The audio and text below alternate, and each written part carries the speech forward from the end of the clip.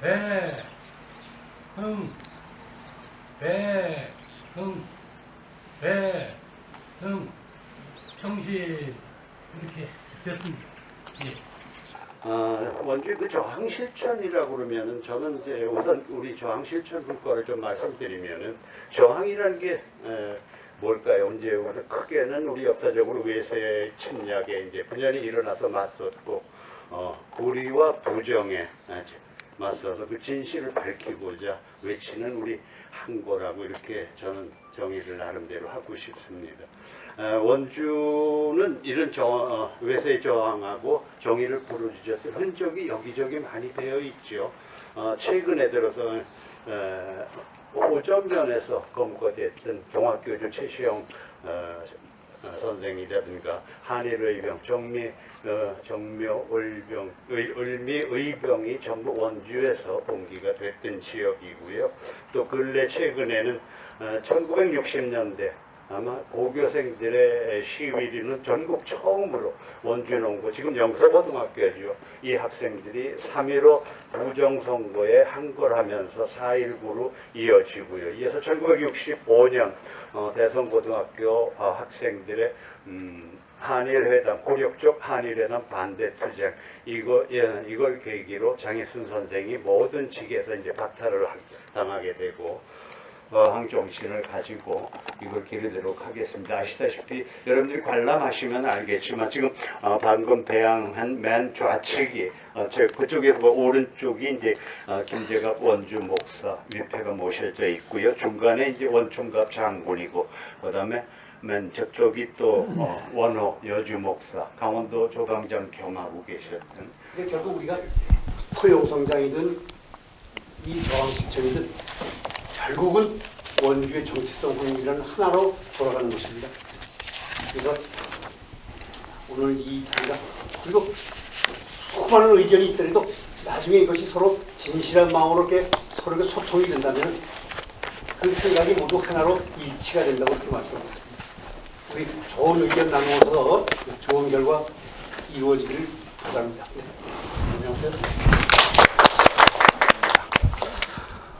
저희 저항실천분과에서 이번에 이제 오늘 진행하는 것 중에 그 충렬사이고 충렬사에 모신 세 분 아까 이미 보셨지만 원충갑, 김재갑, 그 원호 이렇게 이제 계시잖아요. 원호도 많아요, 그죠?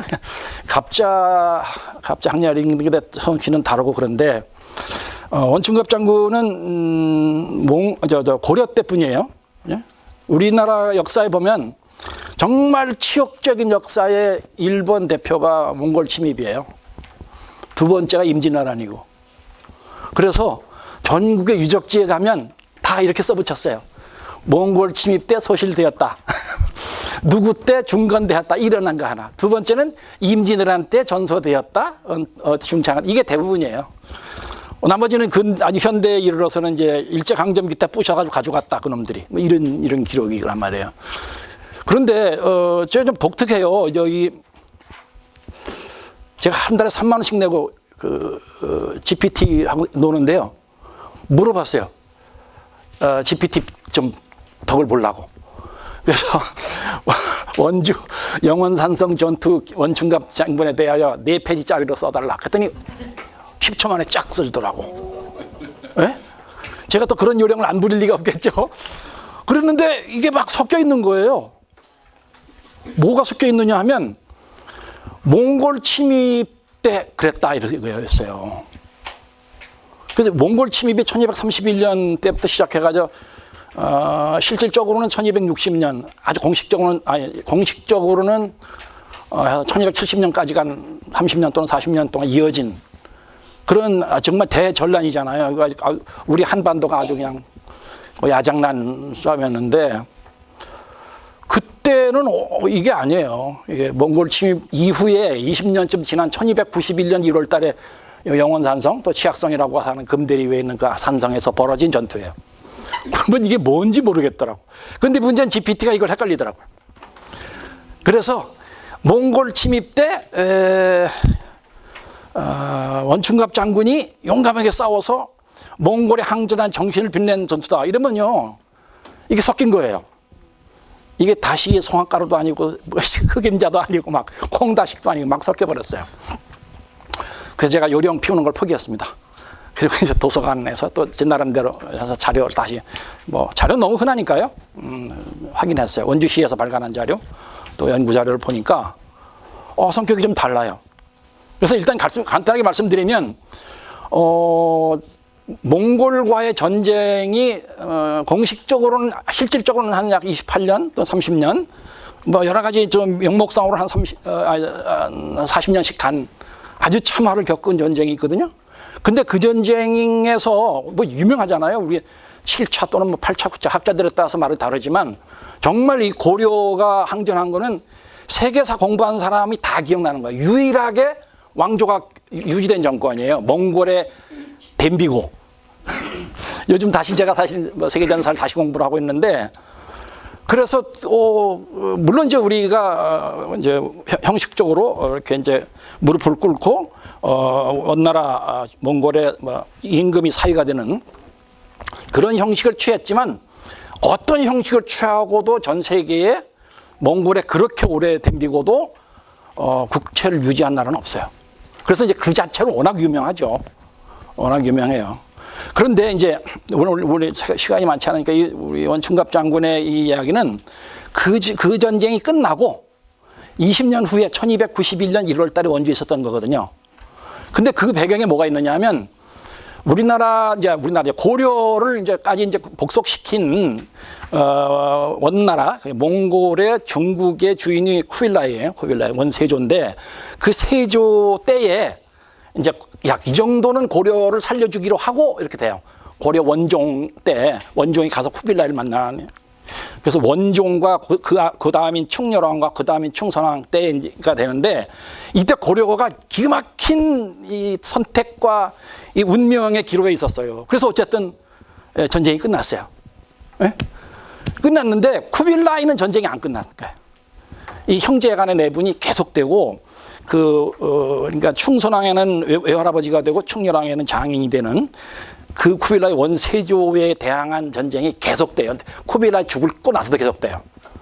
근데 바로 이 마지막 전쟁이 카이두라는 원나라 일종의 당질과의 그 싸움에 지금은 만주 지방에 있던 일족이 포함이 됐고 그 중에 하나가 바로 1290년도에 고려를 침공한 카단이에요. 그게 이제 칭기스칸의 동생의 이제 자식들인데 결국은 이제 쿠빌라이가 그것을 이제 격퇴시키니까 이제 갈 데 없는 무리들이죠. 잔당들이 고려 쪽으로 온 거예요. 그래서 여기 보면 역사를 교보면 이게 합단적이라고 쓰거든요. 한자로. 그게 카단, 그게 몽골어이기 때문에 이건 뭐 음차로 쓰는 거기 때문에 카단이라는 그 일종 왕족이 이끄는 무리가 사실은 군대예요. 쿠빌라이 엄청난 전쟁을 했던 아주 센 군대인데 역사에 그것을 군대라고 해버리면 그게 국가가 돼버리니까 어쨌든 명목상으로는 원나라에 대항했던 반란군이거든요. 반적이거든요. 그게 쳐들어온 게 1290년이에요. 그러니까 명목상으로 전쟁이 끝나고도 20년이 지난 뒤에요. 그래서 우린 이 고려 입장에서는 이것을 어떻게 처치해야 돼요? 원나라하고 연합해서 이걸 처리해야 되는가 바로 보고를 하거든요. 그러니까 어쩌라저쩌라는 지시가 왔는데 어쨌든 고려 정부 조정에서 이것을 엄청나게 신중하게 막 대비하기도 하는데 뭐 못 당해요. 그래서 지금 함경도 길주로부터 시작해서 함흥 일로가 저 철령을 넘어서 양평이죠. 양근까지 오는데 1년이 걸려요. 1290년 한 해가 이제 그렇게 가는데 함경도하고 지금 강원도 북쪽 그리고 경기도 동쪽 이쪽이 완전히 지금 이제 다 절단이 나죠. 아주 뭐 고려 백성들의 피해가 이럴 때 없었는데 양근성을 함락시키면 이 몽골군의 전형적인 침투로가 공격로가 원주예요. 그래서 양평에서 충주로 가든지 원주로 가든지 둘 중인데 보통 몽골들은 원주로 왔어요. 그리고 이제 원주에서는 그 이전에 몽골 5차 침입 때도 영원산성에 들어가서 치악성에 들어가서 이렇게 항전한 경험이 있어서 아마도 거기 이 산성으로 피하지 않았을까? 근데 문제는 일부만 피했지 여기 이 근처에 그 노략질은 계속되고 있었죠. 근데 문제는 오늘 초점은 그때 우리 원충갑 장군께서, 우리 장군이라고 표현하는데 장군께서 그 중에 한 명이었어. 그 중에 한 분. 하여튼 원주의 이제 군민들과 함께 거기에서 이제 이 몽골 카단의 무리들과 이제 붙게 되는 거예요. 그런데 거기에 총지휘관이 아니시고, 총지휘관은 산성방어별감 또는 산성별감 또는 방어별감이라고 하는 조정에서 파견한 별도의 지휘관이 있어요. 공식 지휘관. 그리고 거기에 공식 직함이 나오는 사람은 또한 누구냐면 흥원창, 저 지난달에 갔던 우리 부론 흥원창 판관 조신이라는 분이 또 있어요. 그분은 공식 직함이에요. 두 분은. 그리고 나머지는 이제 향공진사 원충갑이에요. 네? 향공진사 원충갑, 그리고 주에 이 고을의 아전, 주리, 원누구, 그 다음에 누구 이렇게 해가지고 세 명이 이끄는 또 일부 몇 명 이렇게 돼요. 그런데 그 당시 고려의 역사를 보면, 저걸 보면 방호별감이 지방에 이렇게 파견될 때 거기에 딸려보내는 병사가 200명이 안 됐다 그래요. 그러니까 대부분이 누구예요? 원주 백성들이지. 원주 백성들이 산성에 들어간 거예요. 그래서 이제 이게 무리들이 워낙 그 몽고 전 세계를 지배했고 그와 맞잡자 싸우던 엘리트 정말 정예병들이 가서 이제 야 항복해라 라고 하는 거죠. 몽골의 전략은 항복해라. 그래서 항복하면 살려주고 안 하면 이제 씨를 말리는, 그래서 공포감을 주는 그 전략이 전 세계에 통했거든요. 그래서 이제 여기 갔던 당시 방호별감이 복규라는 이름을 쓰신 분이에요. 복규. 근데 기록에는 어쨌든 주변 모두가 다 항복에 응하는 쪽으로 분위기가 있었다. 그런데 유독 우리의 히어로 원충갑 장군께서는 말도 안 되는 소리 하러 말아라. 그래서 이제 저쪽 항복을 권하러 온 승려를 목을 펴버리죠. 의견을 물어보진 않은 것 같아요. 분위기 아닌 게 혼자 칼을 뽑아서 쫙 날린 것 같아요. 거기부터 이제 성격이 나와.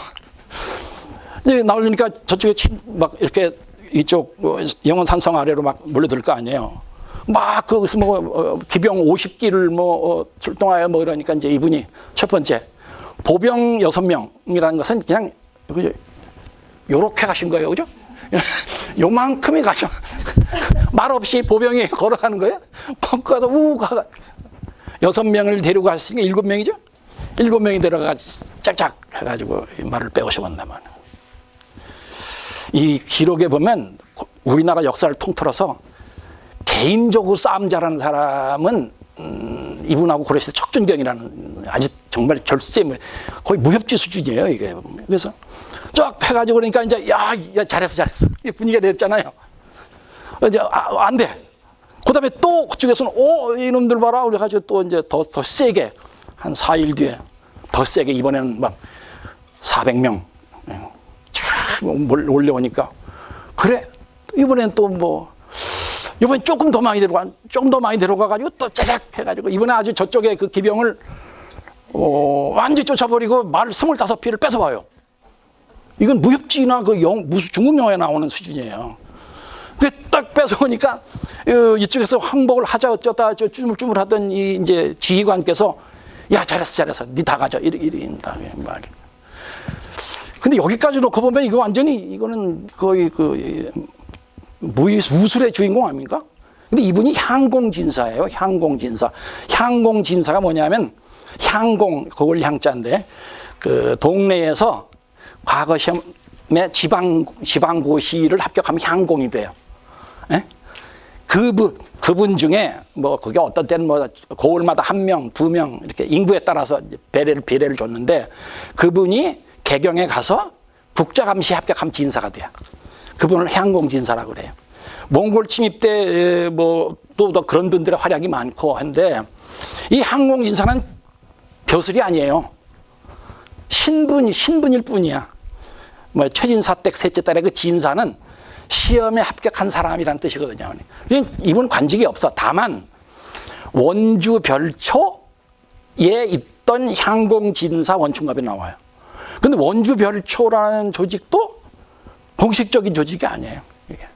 매우 지방 중심적으로 이렇게 묵혔던 그렇게 아주 구체적이지 않은 고려의 어떤 약간 군사 집단 조금 그렇게 크지 않은 군사 집단 정도로 보는데 별초에 소속돼 있는데 향공진사는 시험 합격한 사람이에요, 그죠? 문장 시험, 소위 말하는 시부를 포함한 문장 시험하고 명경이라고 그래가지고 경전 시험, 필기 시험 이거 잘 본 공부 잘하시는 분이에요. 칼싸움 시험은 없단 말이에요. 근데 이분이 향공진사 출신인데 원주에 여기에 있으면서 그 영원산성 전투에서 그렇게 보여.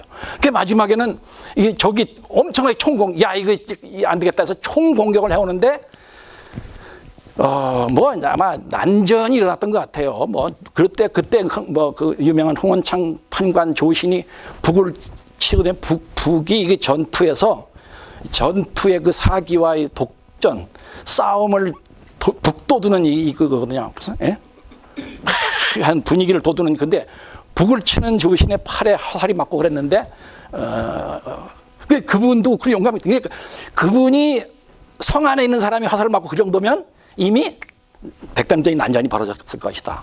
그런데 이제 또 짜잔 오른쪽 산꼭대기에서 원충갑 장군이 치고 내려오면서 적게 선두에 선 사람 하나를 목을 베니 분위기가 바뀌었다. 이렇게 돼요. 결국 물러갑니다. 거기에 보면 구체적으로 싸운 사람의 구체적인 이름이 딱 둘이에요. 제일 처음부터 끝까지 나오는 분 주인공 원충갑. 그리고 중간에 한번 이 결정의 순간에 홍원창 판관 좋으신 이분이에요.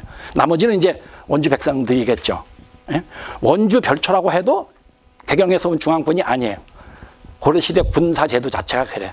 그러면 원주 시민들이 농사 짓다가 가서 조금 하다가 또 농한기에는 또 뭐 성도 좀 쌓고 그러셨겠죠. 그래서 여기까지 놓고 보면 그랬는데 그때가 이제 충렬왕 때인데 야 정말 잘했다. 그래서 그 해에 원주가 도호부가 그 싸움이 당연히 이제 1291년 그 해에 익흥도호부가 됐다. 그 익자가 더할 익자에다 흥하릉자가다 말이에요. 그 익흥이라고 쓰면 보통 분위기가 올라간다, 업그레이드, 업됐다 이럴 때 익흥이라고 쓰거든요. 익흥도호부가 됐다. 그런데 나중에 이제 원주목, 나중에 우리 김재갑 전대웅도 원주목사 이렇게 되는데 원주목이 된 게 1308년이거든요. 그 1308년이 충선왕이 즉위하던 해예요. 그 충선왕 즉위교서에 별도로 원주인들의 이런 정신과 그리고 원충갑 장군의 그 기계를 별도로 자기 즉위교서에 따로 써요. 그리고 그때 뭐 1308년 또 그 전에 충선왕이 잠깐 또 이것을 임금을 하다가 또 1년 만에 또 잘리고 다시 되는 과정이 있는데 그때 이제 실질적인 영향력을 자기 아버지보다 조금 더 많이 발휘하고 있던 충선왕은 원주에 이것을 예천하면서 3년 세곡을 면하게 하였다 이렇게 되거든요. 그러니까 3년 세곡을 면하겠다는 것은 재산세, 뭐 여러 가지 지방 공과세, 뭐 지방세 이런 것들 제방 다 공과금 포함 3년간 면하였다는 거예요. 옛날에 가장 큰 칭찬이 면세예요, 면세. 예? 면세, 면역. 그런데 하여튼 세공을 3년간 면하게 하였다 이러거든요. 그래서 사실 상당히 그 짧은 전투 기록이거든요. 그리고 이 카단이 1년 동안 이 고려 강토 우리 한반도를 막 휘젓고 다니던 카단이 여기서 패배하고 나서 아이고 포기, 원주는 포기. 충주를 거쳐서 연기에 가서 그때쯤 원나라에서 파병한 지원군하고 고려 개경의 관군이 그때서 연기에서 결정적인 전투를 하고 이제 쫓겨가거든요. 그러니까 이제 그 무려 1년 반 정도가 넘는 기간 동안 그렇게 이 강토가 다시 유린되고 그랬는데 아주 부분적인 우리 향토사 하시는 분들에게만 이런 것들이 기록되고 또 고려사에도 적혀 있지만 그것들이 알려지지 않고 있었다. 그래서 저도 이번에 이런 걸 공부를 하면서 또 의문이 많이 생겼죠. 원주에서 나가서 여태까지 물론 나가 살았지만 오늘까지 왜 그랬을까 이런 생각이 좀 들더라고요. 그래서 오늘 저항실천분과랑 굳이 저는 이렇게 역사에서 우리 경계해야 될 점은 있어요. 이불킥 하면 안 돼요. 이불킥. 입을 뒤집어쓰고 만세. 그러면 이불을 여는 순간 창피해. 그러려면 냉정해야 돼. 그런데도 불구하고 냉정해지려고 애쓰면도 불구하고 이거는 엄청난 거예요. 왜냐하면 그 이전에 몽골 침입이라는 30년, 40년간의 그 피해가 워낙 커서 그랬는지 아니면은 그 피해가 함경도 쪽에 집중되고 그 결정적인 전기는 원주에 있었는데 왜 그런 것이 우리가 기록되지 않았을까 이런 의문도 좀 생기더라고요. 그럼에도 불구하고 이런 거예요. 자, 모두가 이제 웬만하면 좀 숙이고 목숨을 살립시다 하는 분위기 때 혼자 나섰던, 그리고 뭐 전부 다 성 안에서 이렇게 있을 때 야, 특공대 6명 6명 나간 분들이 대단해, 그죠? 예. 제가 가겠습니다. 그냥 제가 가겠습니다. 그 다음에 또 한 20명과 같이 나가서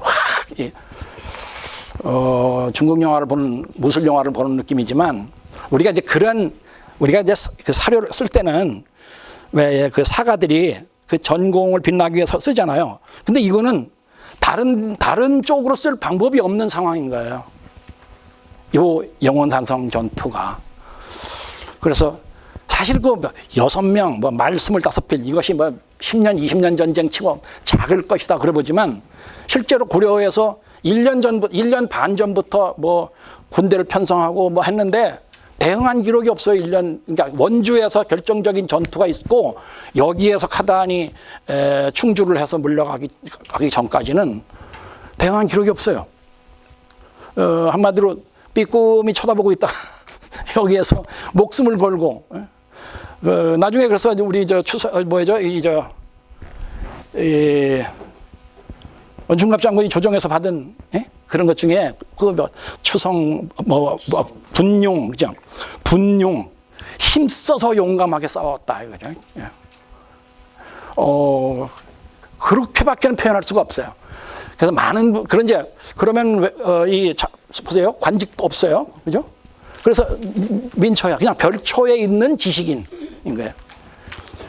관직, 그 당시에만 해도 고려만 해도 그런 아마 지식인 엘리트라고 저는 사실은 표현하고 싶었는데 지식인 엘리트의 무인도 아니에요, 사실은. 그냥 그 당시 소수였던 지식 엘리트의 정말 모범적인 표상이 아닐까. 그리고 쉽게, 그러니까 이 저항 정신은 아무 때나 개기는 게 저항이 아니고 의롭지 못한 것에 대한, 그잖아. 그런 것에 힘써 싸우는 것이거든요, 이게. 의롭지 못한 것을 우리 불의라 그러죠, 불의. 이 불의에 대해서 진심으로 나서는 것, 그걸 우리 충이라고 그런단 말이에요.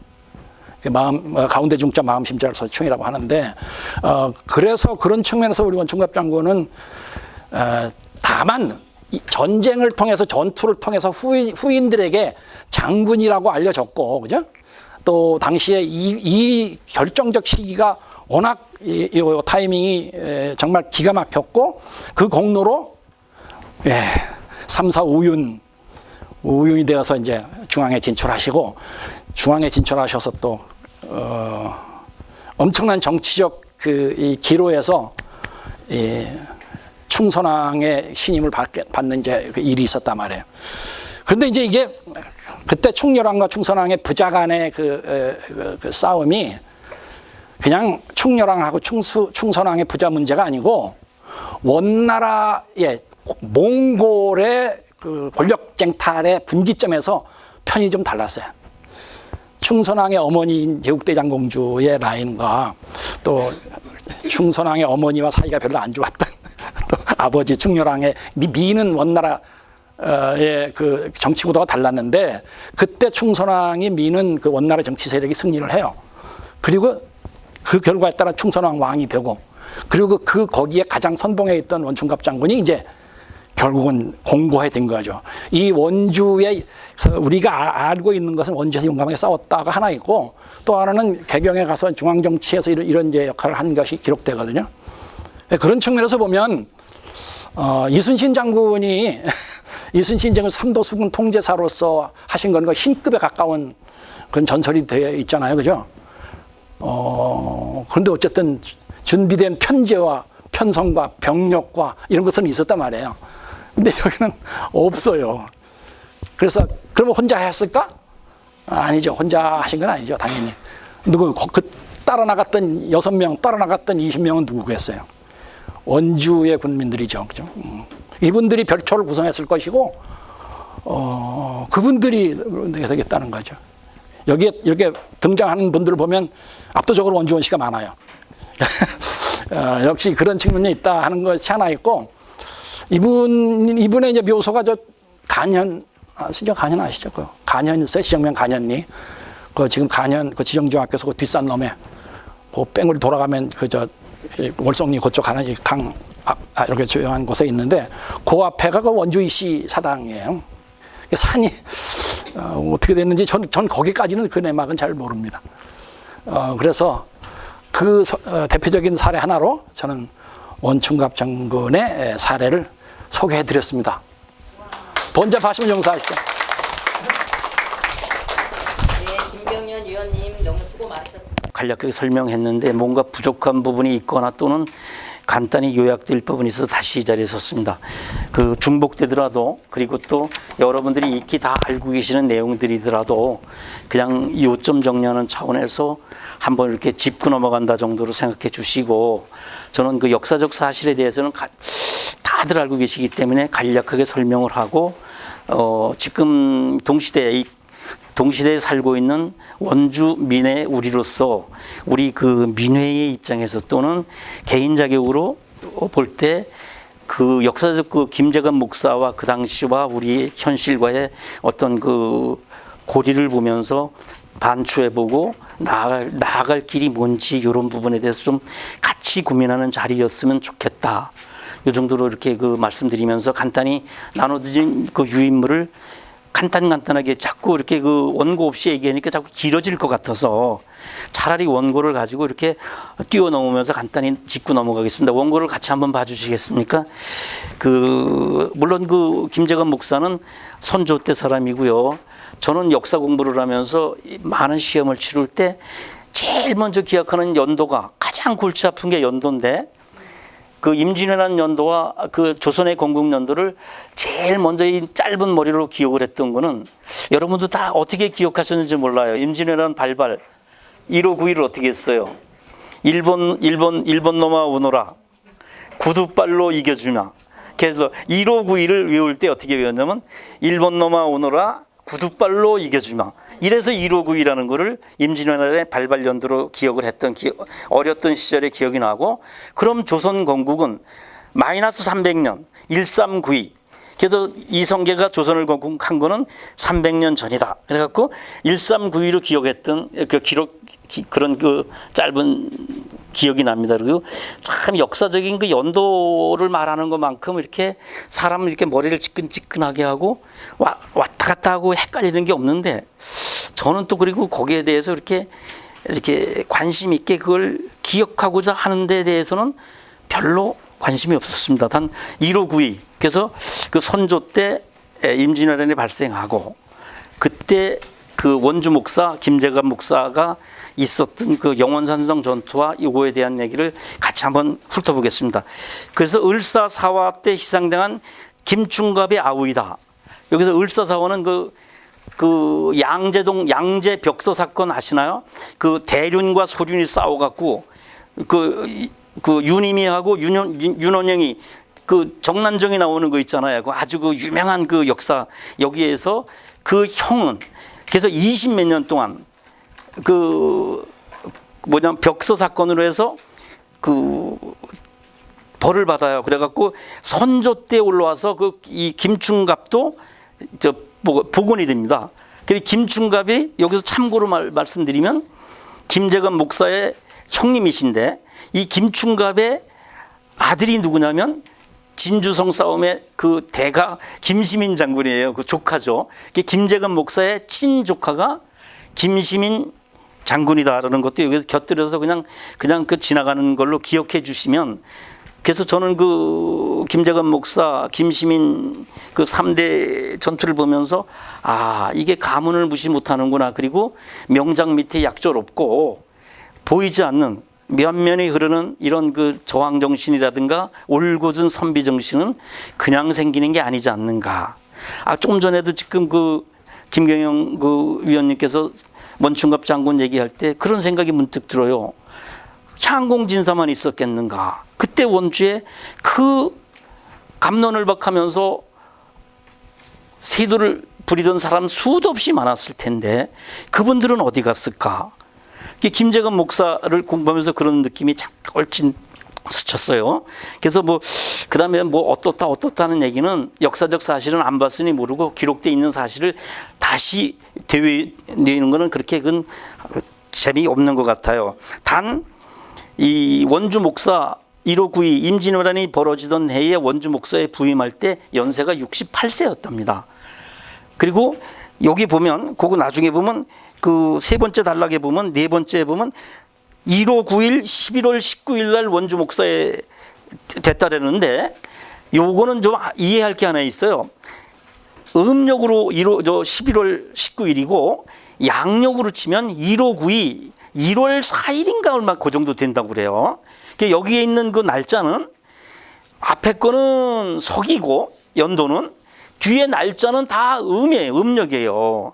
그래서 이게 앞뒤가 좀 안 맞습니다. 그래서 그 부분은 그래서 약 50일 정도를 여기에 기록된 날에서 대략 한 50일 정도를 플러스 시키면 양력이 된다고 보시면 돼요.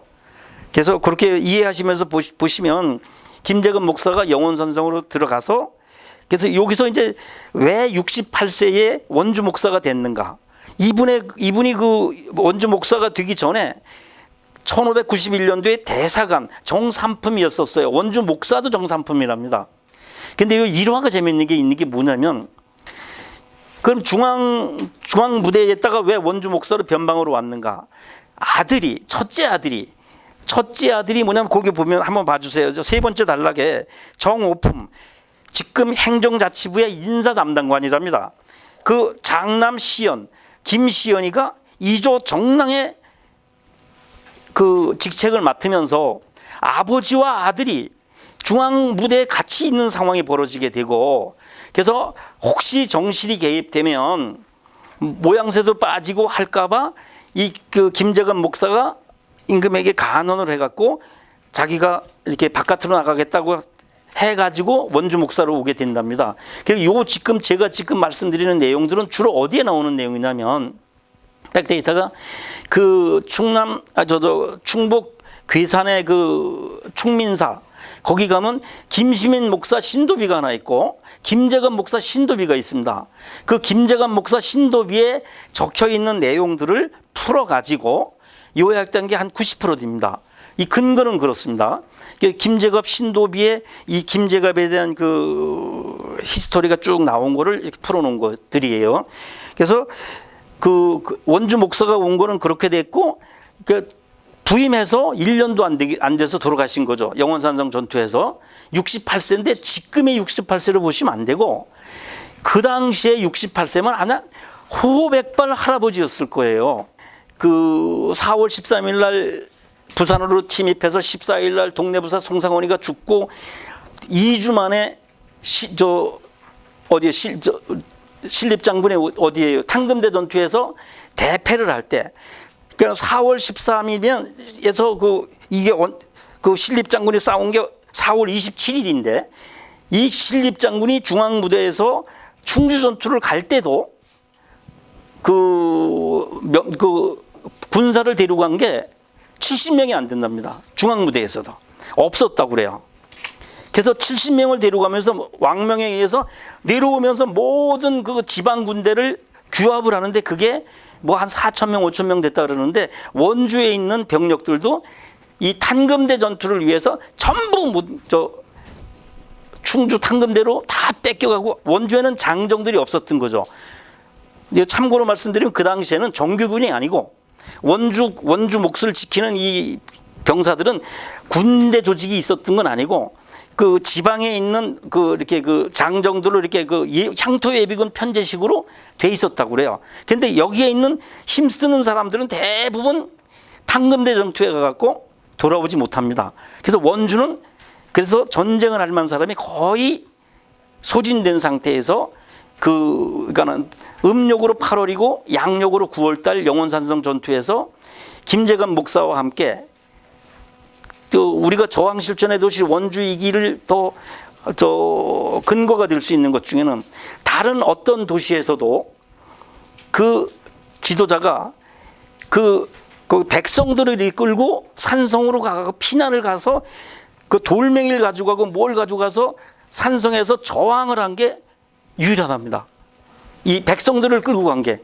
그래서 그 4,000명 정도의 아녀자와 모든 그 사람들을 끌고 영원산성으로 숨어 들어갔고 그 돌멩이, 무기도 없었다고 그래요. 돌멩이나 이런 것들을 쭉 가지고 지켰대요. 근데 여기 일화도 재밌는 게 있어요. 부하한테 시켜갖고 지금 가리파째가 말 2마리가 못 피해갈 정도로 좁았답니다.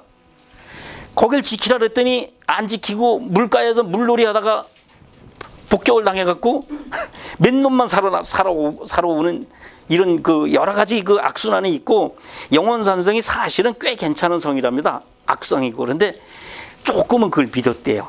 일본 놈들이 워낙 그 강해갖고 그 절벽 쪽은 방어를 안 했답니다. 영원산성의 그 절벽 쪽은 방어를 안 하고 그 쳐들어올 것 같은 데만 방어를 했는데 얘네들이 한 2-3번 타진을 해보고는 그 절벽을 타고 올라와서 그 영원산성을 거꾸로 이제 이렇게 그 습격을 해갖고 와해가 되면서 김재관 목사가 그 함께 있던 그 저항을 하던 그 원주민들을 도망가라고 시켰대요. 싸우다가. 그러면서 본인은 그 이제 쭉 여기 나옵니다만 여기서 이제 원주 전투는 서울이 그래서 그 한성이 일본군한테 그 임진왜란 함락이 된 뒤에도 몇 개월 뒤에요. 근데 얘네들이 틀린 게 있대요. 우리 그 원주도 똑같은 저항 실천인데 일본이 그렇게 생각했답니다. 부산으로 해갖고 그냥 진격을 해갖고 상주로 해서 조령으로 해서 탄금대로 해서 서울까지 오는데 한 달도 안 걸리거든요. 그래도 견뎌냈던 거는 그 상당히 긍정적인 우리 이 민초들의 그 의병 활동이라든가 이런 그 저항 정신, 우리가 지금 저항 실천의 도시 원주에서 함께 고민해 보면서 이렇게 비추어 볼 가치가 꽤 있는 것 같아요. 저항 실천의 어떤 그 모티브로 삼았던 것 같습니다. 그래서 원충갑 장군이든 그 다음에 김재관 목사든 여러 사람이 있고 지금 이기원 선생님 참석하셨는데 근대에 민공호 의병장이든 이런 걸 볼 때 그래서 지금 원주의 저항 정신 이런 것들의 뿌리가 원충갑 장군, 뭐 김재관 목사, 그다음 쭉 왜 다른 데서는 안 그랬는데 원주에서 그랬을까? 원주에서 더 아주 올곧게 했을까? 이 시대 정신을 우리는 다시 한번 곱씹어 보면서 과연 나는 이 동시대에 어떤 식으로 어떻게 기능하면서 우리의 할 일을 해나가야 될까 하는 거를 한번 반문해 볼 필요가 있지 않나. 시사성 있는 얘기 한마디 하면서 끝내겠습니다. 지금 그 한강 작가가 노벨 문학상을 받았는데 그 사람은 블랙리스트였습니다. 블랙리스트였고 불과 얼마 전 정권에. 그리고 나쁘게 말하면 이 시대에 도움이 안 되는 사람을 주류 사회에서는 다 약간 그 한승원 작가든 그 아버지가 되는 한승원 작가든 그 전에 여러 그 모든 사람들이 약간은 골치 아픈 사람이나 약간은 좀 약간 그런 역할을 하고 있었는데 우리가 이 지금 그 김재관 목사와 영원산성 전투를 이렇게 같이 고민하면서 이 시대에 동시대에 우리가 어떤 역할을 해갖고 어떻게 나중에 후대에 또는 내 발자국이 어떤 식으로 조금이나마 어떻게 그 저항 정신과 원주에 대해서 순기능을 할까에 대해서 같이 고민하는 시간이었으면 좋겠습니다. 이상 간단히 마치겠습니다.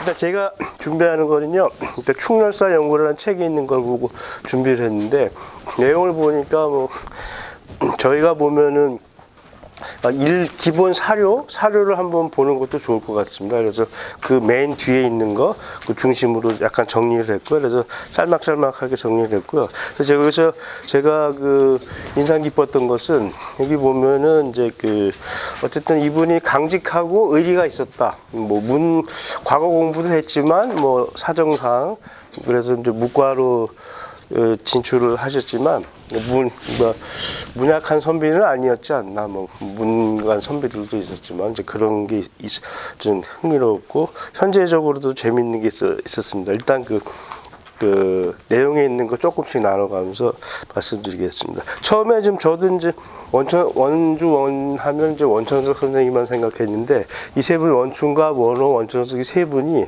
또 중시조 위에 이제 각각 다른 한 파의 후손들이셨더라고요. 그런데 이제 충장공은 이제 관란 원호하고 이름이 한자가 다른데 그분하고는 이제 같은 계열이었고요.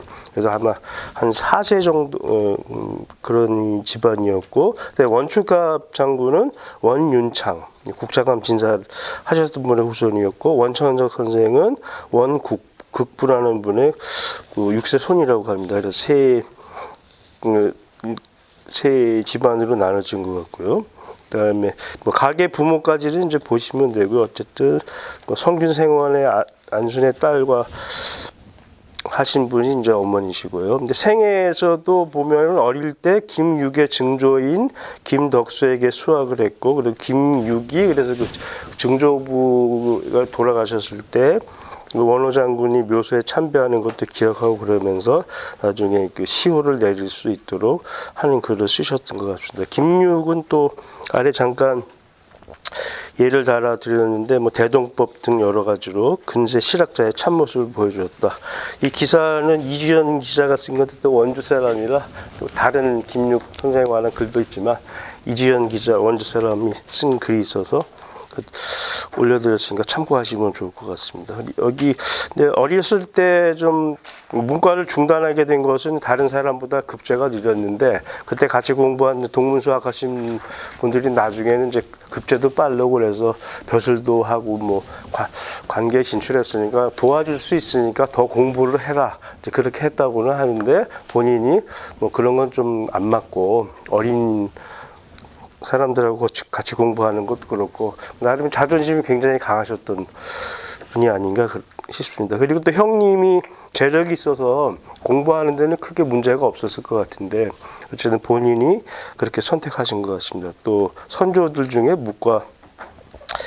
문과에 급제하신 분들 계셔서 이제 그렇게 하셨다고 합니다. 그런 게 나중에도 또 나오는 것 같아요. 아들하고 밑에 좀 경원부사 일화를 보시면 그 아들하고 같이 이제 아들이 급제해서 왔는데 부자가 근무하게 되니까 이제 피했다. 선조 시대에 보면은 여기는 어차피 본인이 잘못이라기보다는 연좌되어서 또 유배된 경우 어쨌든 여기에 대해서 크게 뭐 이의를 제기한다거나 그러시진 않았던 것 같습니다. 그래서 본인이 하실 건 하시고 혹시 뭐 연좌됐거나 그랬을 때는 뭐 그럴 수 있는 걸로 넘기신 것 같습니다. 근데 현대적으로 보면 이제 뭐 해월도고 뭐 요즘은 공대, 환대, 뭐 공감 그런 얘기들 하는데 예전에도 이런 분들이 있었고 경주 최부자 집안이 그랬던 것처럼 아마 원주 원문에도 그러시지 않았을까. 지금 현재도 그러시지 않을까 이제 그런 생각이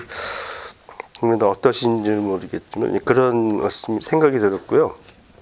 그리고 권세 귀인들을 예사롭게 보면 관직에는 그런 점에서는 크게 뭐 많이 올라가는 건 관심이 없으셨을 것 같기도 하고 이제 그런 추측을 해봅니다. 그런 분이었고요. 그러니까 권세 귀인들을 예사롭게 볼 줄 아는 사람들은 아마 조금 더 윗대니까 원천석 선생의 얘기는 이제 가문에 좀 들렸을 것 같고요. 그런 점에서 이분들은 그런 게 가문의 내력이 있지 않을까. 가까운 곳에 있는 분이 그럴 때는 알게 모르게 거길 배우게 되지 않을까 이제 그런 생각이 들었습니다. 그리고 그거는 뭐 최근까지도 원주에도 그런 게 있지 않을까 싶습니다. 이제 부인 김 씨 얘기를 보면 이거 아주 인상적이었는데요. 그러니까 남편이 떠났으니까 뭐 가족 자녀들한테 엄격해야 되는 건 뭐 그럴 수 있을 것 같지만 그것만이 아니라 공부도 시키고 또 뭐 벼슬한 집안이니까 뭐 재력은 부족하지 않을 것 같지만 어쨌든 자녀들을 잘 가르쳤고 손자들까지 잘 가르치게 하신 거는 지금 생각해 보면 이제 좀 극성 부모, 뭐 여절이는 부모님들 그런 생각이 들고 요즘하고 비교해 보면 이제 자녀들 결혼시키면 뭐 할머니들이 또 봐줘야 되는 그런 상황이 됐잖아요. 그래서 옛날에도 그런 일이 있었지 않았을까.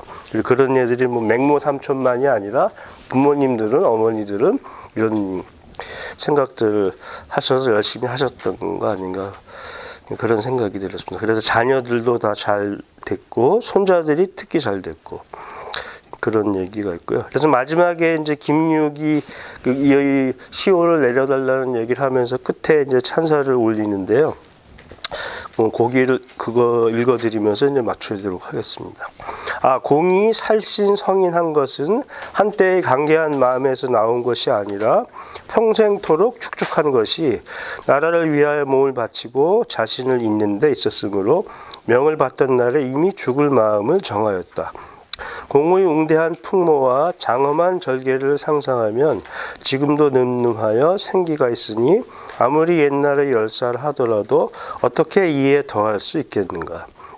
천년이 흐른 뒤에도 공의 일을 듣는 자들은 오히려 부지불식간에 머리카락이 관을 뚫고 치솟을 것이며 눈물이 그렁그렁해질 것이다. 하물며 어려서부터 그분을 직접 뵙고 그분의 행의를 익히 들은 나로서야 어떠하겠는가. 이제 공의 가장에 의거하여 세계와 여기만 관직 순국한 실제 자취를 서술하였다. 그리하여 이를 조정에 시호의 은전이 내리기를 청하면서 나라 사람들로 하여금 사당을 세우게 해달라고 청하는 정성을 그치게 되기를 바란다. 청하는 정성을 그치게 되기를 바란다는 것은 정성을 들이고 있으니까 그렇게 백성들 힘들게 하지 말고 빨리 조정해서 이제 시호를 내려라 이제 그런 말씀인 것 같습니다.